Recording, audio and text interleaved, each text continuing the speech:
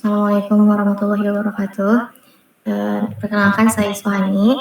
Berhubungan kita hari ini adalah untuk berdiskusi mengenai perencanaan proyek kos 2 lantai.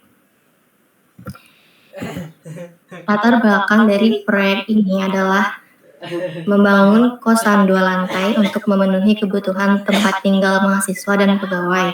Dengan desain yang modern dan efisien, proyek ini dirancang untuk menyediakan total 17 kamar, lengkap dengan fasilitas umum seperti dapur, ruang bersama, serta instalasi listrik dan air bersih yang terintegrasi dengan baik.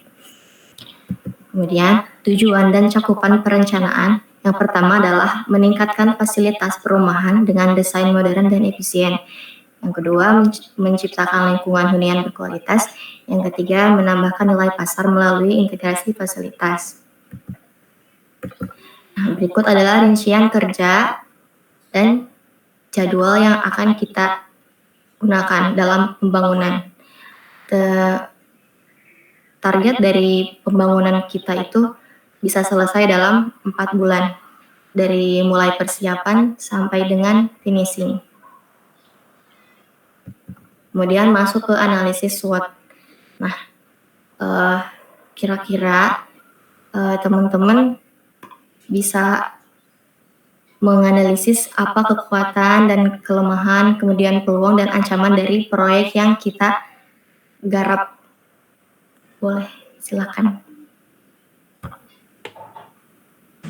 Untuk kekuatan mungkin? Untuk kekuatan dari segi struktur ya, Mbak. Bukan strukturnya, strength ke analisis untuk ke analisis SWOT. Analisis SWOT. Iya.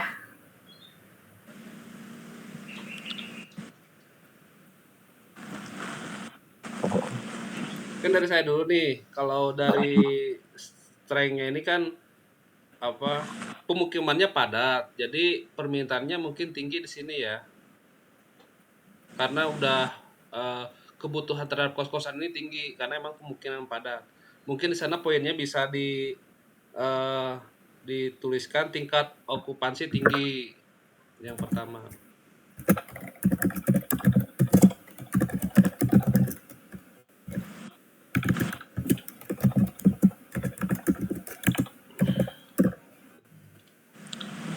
Okupansi yang tinggi. Oke, terus dari awal kan kita rencanakan untuk kos-kosan ini mulai dari perencanaan gambar, terus lagi biaya dan estimasi untuk pengerjaan ini udah dibuatkan.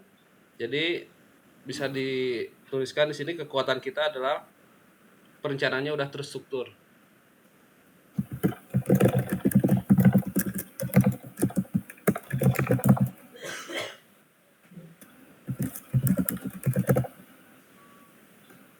Ada lagi mungkin? Mungkin dari fasilitas yang seperti yang sudah disajikan di gambar ini, fasilitasnya kita emang mengikuti kaidah dari bangunan ya. Yang pertama ada sanitasinya, ada MEP-nya, ada bahan bangunannya juga sesuai dengan SNI. Jadi poinnya ini fasilitas kita itu modern ya, nyaman lah, cocok untuk generasi sekarang. Mungkin yang terakhir untuk strength ini, karena emang pembangunan ini di pusat kota ya, jadi dipastikan ini lokasinya strategis. Lokasi yang strategis. Mungkin itu untuk strength-nya. Terima kasih. Mungkin untuk weakness, opportunities dan threat-nya yang lain. Terima kasih. Mungkin teman-teman boleh menambahkan untuk kelemahan, peluang, dan ancaman. Silakan diungkapkan.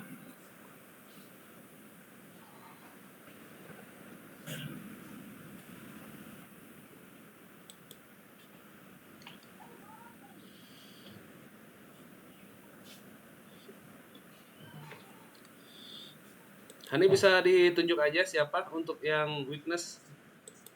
Oh boleh. Saudara Farizal boleh. menambahkan mengenai kelemahan? Ya boleh, mungkin untuk kelemahannya ya, weakness itu Minum. estimasi anggaran untuk pembangunannya karena udah terperinci mungkin ya, biaya operasional dan investasi perlu dipantau untuk menghindari kenaikan harga, sama resiko operasional juga. Pengenalan proyek memerlukan mitigasi yang lebih baik untuk berlanjutan di pelaksanaan. Mungkin cukup sekian untuk kelemahannya.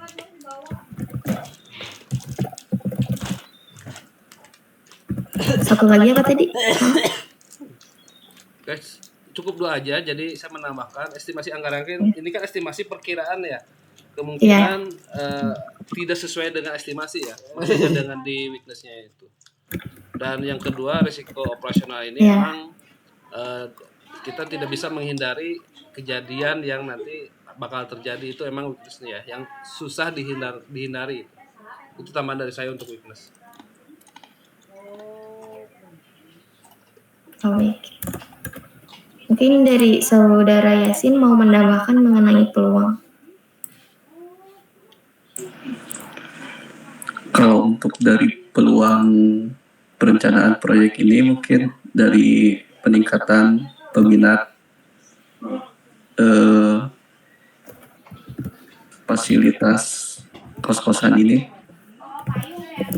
banyak, mungkin karena banyak mahasiswa yang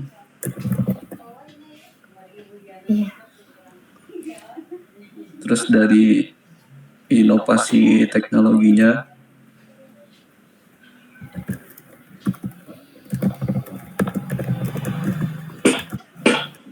sama pemanfaatan lingkungan fasilitas proyek kos-kosan ini.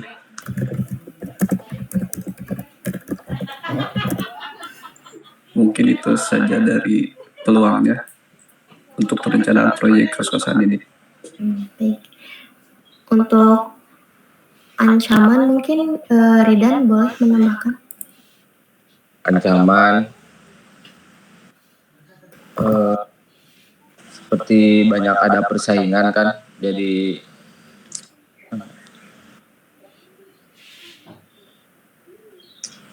persaingan yang ketat gitu kan. Terus ada faktor kondisi juga, kondisi ekonomi juga kan.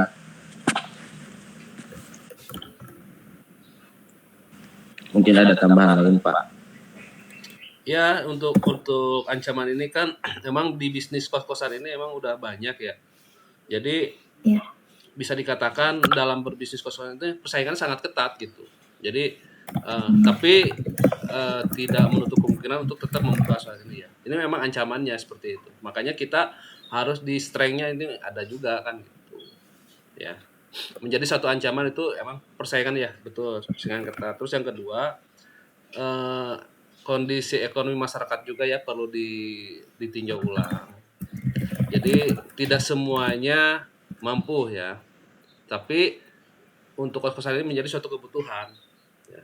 Memang itu perlu ditekankan masalah kondisi ekonomi. Selanjutnya dalam pembangunan ini ya ada beberapa juga harus diperhatikan masalah regulasi dari pemerintah, juga regulasi secara adat juga ya, membangun kos-kosan ini agak ribet juga gitu. Jadi emang menjadi suatu ancaman masalah regulasi. Saya kira itu tambahannya. Baik, terima kasih. Mungkin akan saya perjelas kembali ya. Untuk kekuatan mungkin kita unggul di fasilitas yang modern, lokasi strategis, perencanaan struktur, dan tingkat okupansi yang tinggi. Kemudian di kelemahan kita memiliki estimasi anggaran, yaitu karena biaya operasional dan investasi perlu dipantau untuk menghindari kenaikan tingkat 2. Kemudian ada di resiko operasional. karena potensi gangguan fasilitas dan penundaan proyek memerlukan mitigasi lebih baik. Kemudian di peluang mungkin kita ada peningkatan permintaan, inovasi teknologi dan pemanfaatan lingkungan. Kemudian di ancaman persaingan mungkin ketat, kondisi ekonomi dan regulasi. Kemudian masuk ke identifikasi resiko dan mitigasi. Yang pertama ada risiko operasional, yang kedua ada risiko keuangan, dan yang ketiga ada risiko eksternal. Nah, yang pertama risiko operasional, penundaan jadwal pekerjaan. Seperti risiko ini dapat muncul karena keterlambatan pengadaan material, cuaca buruk, atau kurangnya koordinasi tim.